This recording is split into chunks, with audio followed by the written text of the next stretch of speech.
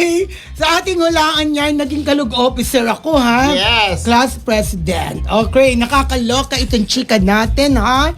May isang actress kasi na iwas parang makatrabahong ex-jowa niya. In fact, may offer pa nga para sa kanilang dalawa, pero tinanggihan niya ito. Naku, sino kaya ito?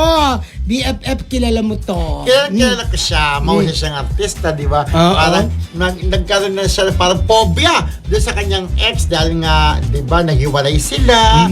Tapos kahit pa siguro umasa before na magkakabalikan, eh wala nang balikan na nangyari. So may offer sa kanilang pelikula na sana comeback movie nila. Oo. Pero sabi nung actress, ay, hindi ko natatanggapin kung siya lang makakasama. Paano ba yan? Di siya makamove on? Ay, Kaloka? galit siya.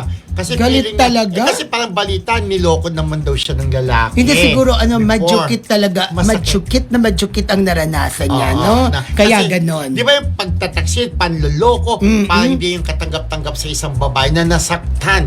Di ba kaya itong Girlita Amor na to, no way na gumawa ng movie with him.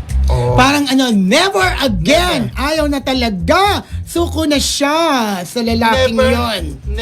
Never surrender. Ganun. Pero iba never surrender. Pero siya, surrender na siya na makatrabaho yung kanyang dating minamahal. Ano kaya ang ginawa ni Jolakis, no? Ano nga? Hindi diba, yung matindi talaga, no? yung pagtataksil. Baka nahuli niyang... Nag-two-timer. Baka nahuli niyang anich, no? Nag-two-timer nahuli niya kot idak. Ay, masakit may yun. Girlita. Di ba masakit sa mga babae ni Lolo? Ay, oo. Yun nga lang, BFF, yung text lang mahuli.